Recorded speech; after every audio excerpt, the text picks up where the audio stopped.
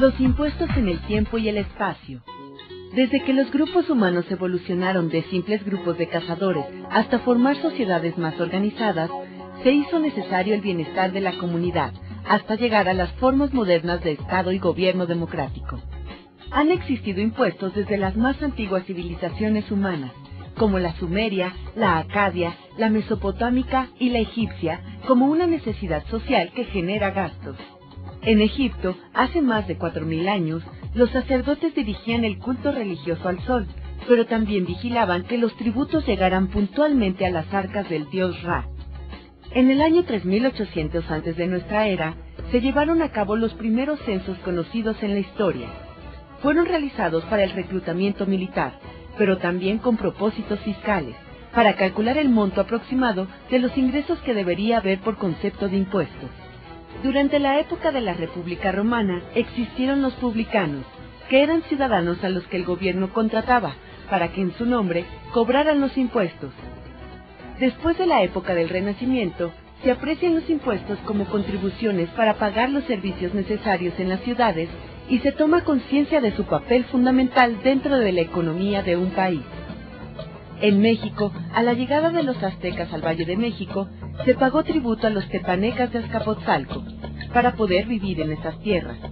Este tributo consistía en una chinampa o balsa sembrada de flores y frutos, así como una garza empollando. Este tributo, y el que pagaban todos los pueblos sometidos, era registrado en códices llamados tequiamati, donde se registraba qué producía ese lugar y cuánto se debía pagar. Los tributos los cobraban los calpixques. Los calpixques se identificaban porque llevaban una vara en la mano y un abanico que los identificaba como cobradores. En la conquista, los españoles aprovecharon los registros tributarios aztecas, tequiamat, así como su sistema tributario. Sin embargo, en lugar de recaudar flores y animales, se pagaban los impuestos con alimentos y joyas. Hernán Cortés nombró un ministro, un tesorero y varios contadores. Así se creó la matrícula de tributos en 1540. La quinta parte de lo recaudado se enviaba a los reyes de España. Se llamó el quinto real. Los indígenas pagaban sus impuestos con trabajo, principalmente en la extracción de plata y oro. En 1573 se pagaba la alcabala, que era un impuesto del 2% y que se elevó más tarde al 4% sobre el tráfico de mercancías de un estado a otro. También se pagaba el peaje, que es un impuesto por derecho de paso, así como el que hoy se paga por el uso de las carreteras. México sufrió guerras internas, en busca de libertad y democracia.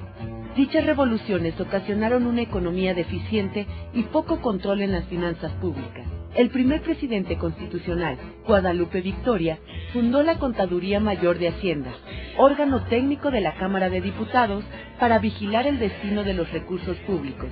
Sin embargo, no fue fácil equilibrar la economía. Más tarde, durante el corto mandato como presidente interino, Melchor Musquiz, los impuestos se utilizaron de manera correcta, en beneficio de la nación. Después de varios presidentes, quienes no lograron consolidarse en el poder político, Antonio López de Santana implementó impuestos absurdos durante sus 11 mandatos.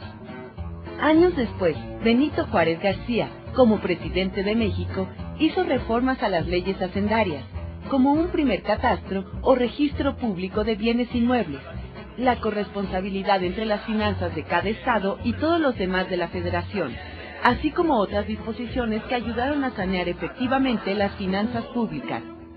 Durante el largo mandato del general Porfirio Díaz, volvió a desfalcarse la hacienda pública, debido principalmente a sus gastos suntuarios y a la corrupción. Díaz cobró impuestos por las medicinas y muchos otros productos. Uno de los errores fue gastar más de lo que se recaudaba. En la época de la Revolución volvió a reinar el desorden en las finanzas del país, aunque la Secretaría de Hacienda intentaba seguir desempeñando sus funciones normalmente, pero los distintos jefes militares exigían grandes sumas para sus armas, municiones y sueldos del Ejército Federal. Una vez alcanzada la paz en el país, para reorganizar las finanzas públicas se solicitó la asesoría de especialistas norteamericanos y se obtuvo el documento Investigación preliminar del problema hacendario mexicano, con proposiciones para la reestructuración del sistema. documento que sirvió como base para adoptar una política fiscal eficiente. De esta manera, se ha desarrollado la política fiscal, que en lo fundamental prevalece hasta nuestros días, en que se pagan impuestos por el consumo de servicios como energía eléctrica, teléfono, gasolina y otros, así como impuestos al consumo de productos nocivos a la salud, cervezas y otras bebidas alcohólicas, cigarros, anuncios publicitarios y otros rubros. En los últimos años se han realizado estudios y modificaciones a lo que hoy se llama la miscelánea fiscal, que es el conjunto de procedimientos mediante los cuales se efectúa la recaudación, así como el listado de artículos que pagan impuestos. A lo largo de la historia de la humanidad, especialmente de México, el pago de impuestos es una necesidad social que requiere del cumplimiento tributario responsable y convencido de los individuos para el sostenimiento de cualquier grupo humano. Pagar impuestos representa avanzar hacia la prosperidad social.